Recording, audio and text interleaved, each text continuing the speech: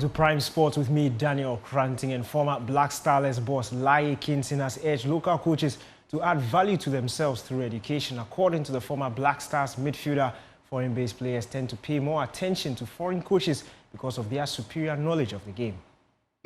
For me, it's true. It's true that when you look at foreign coaches, African players listen to foreign coaches. It's true. But this is the reason. This is the reason. One thing we should all know that every player that is playing in Europe, coming down from Europe, they're playing with top coaches. You know, they are working under top coaches. So the level that they are in now, they understand the modern football. So my point is, this should make most of the African coaches, or let's say homegrown coaches, should educate themselves more. Because a player like Osimhen have played under top coaches in Europe. So whenever he sees a very good coach, the way he works, that will give him a knowledge that, oh no, this coach knows what he's doing, so I have to respect him. You know, so that comes to coaching education. I always say that we Africans, we are laid back when it comes to coaching education. I'm not saying I've played football to the highest level, so therefore I have to be a very good coach. And it's not guaranteed that you've played football to the highest level, you are going to be a very good coach. It's all about education. It's all about education. And I see most of former players or African coaches doesn't want to learn. They even go into coaching courses and then they are thinking about getting my coaching badge and go and find a job and do. They are not focusing on whatever they are going to, they take away on the course, and that they can add whatever they have on it to improve themselves. So all these top players, when they come down and they see the way you work, even your communication, that will determine whether they rating you high and they will listen to you. If you rate a person high, it shouldn't be what he has on paper. It should be the way he works. And this is what I've noticed with our local coaches. The way they behave around the foreign players when they come down, the way they communicate with them, even their work, the way they work, no player will believe you because will trust you because they're playing at the top level. So listen to you well. They will listen to foreign coaches. They leave the local coaches because they notice that the local coach is not giving them a positive information that can help them grow, that can help them achieve that. But when they see that the local coach have what it takes to bring them to level 1 to level 5, even if it's a center back and the local coach tell them, okay, I think this game, because of the game plan, the approach to the game, I think I will need you as a DM. Now, the 2024-25 Women's Premier League season came to an end over the weekend with Police ladies edging out Hazakets for a place in the final.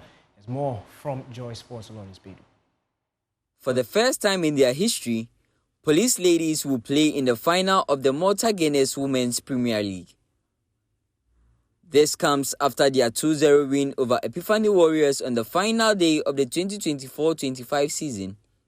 The win helped them finish above Hazakets ladies in the Southern Zone, setting up a cracking finale with Ampem Dakwa ladies, who clinched the Northern Zone. It will also be the first time Hazakets ladies are missing out on the final of the Women's Top Flight, having won the competition on 5 occasions.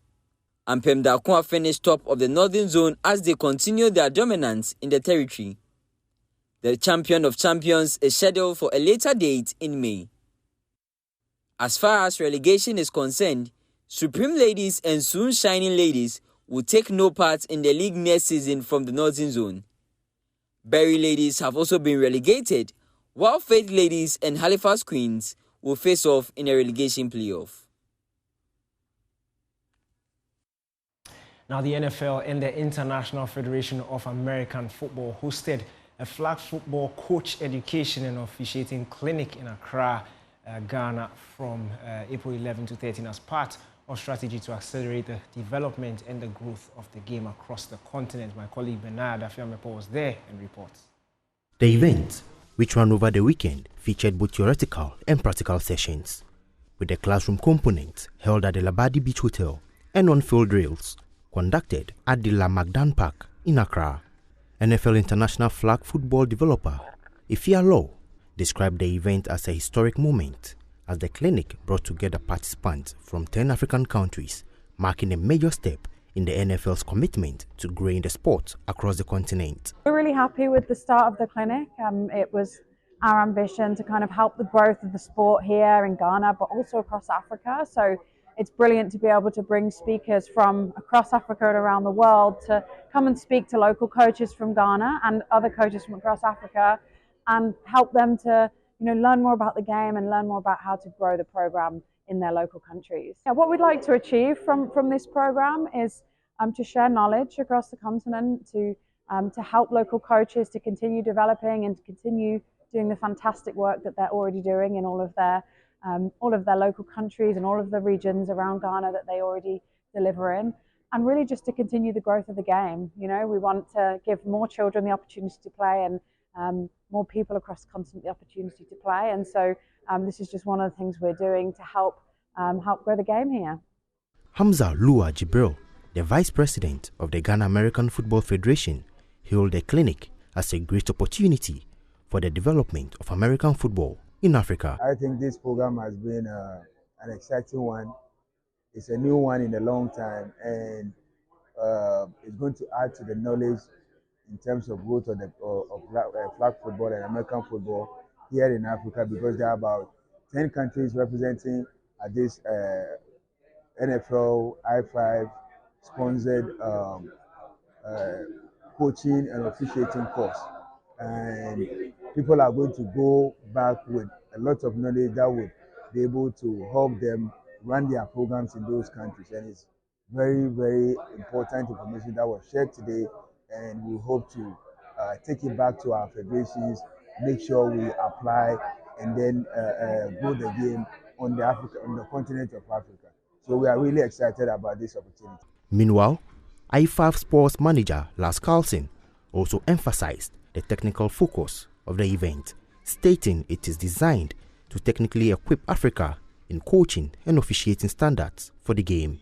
Attendees to this clinic can get some knowledge about the game, about how to coach and how to officiate, take that knowledge and bring it back home to their own countries and develop the game in their countries, including Ghana obviously, but in the continent of Africa.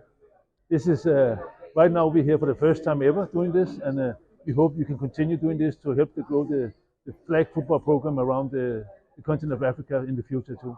The initiative reflects a growing effort by both the NFL and IFAF to build a strong foundation for American football's expansion across the African continent. For Joy Sports, Benaya Elom Dafiamekpo.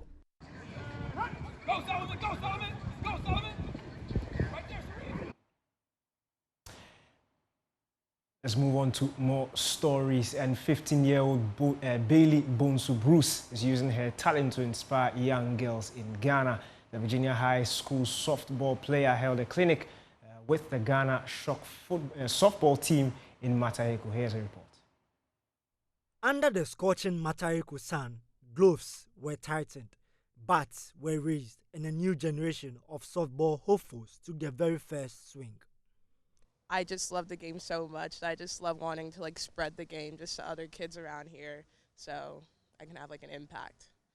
Softball is definitely a game of failure. You can literally go 1 for 3 and still be doing well, but you kind of just got to build mental toughness to be able to play the sport, just because it can be very mental damaging, not striking out all the time, stuff like that. But you just got to be able to work back from that. It's great, yeah, definitely great just to have support from everyone. I literally wouldn't have been able to have this mission come over here without all my high school coaches, my travel coaches, all my teammates, travel in high school. Yeah, they've all helped me so much, so I'm grateful to them. At just 15 years old, Bailey Bonsu Bruce has already made a mark on the U.S. softball scene. The Virginia native, whose roots trace back to Ghana, brought her passion home, hosting a softball clinic for young girls who had never stepped onto a softball diamond before. Dozens of girls from the Mataheko community took part in the clinic, learning the basics of hitting, catching and fielding, while also discovering the joy of teamwork. Playing softball, it can open much opportunities for you to go outside the countries, meet other people, and yeah, that's it. I'm just praying we go high. Other people should see us on the internet, help us with some equipment, yeah, helping us go outside the country. That's it. And today she is here to make some donations. What do you say about that? I'll say thank you, because since she has brought this to us, it's been long since we had other equipment. So I'm happy she brought us some. The objective of us entering into softball development is that we want to empower young girls of our country through sports. We believe that softball has the potential to change lives.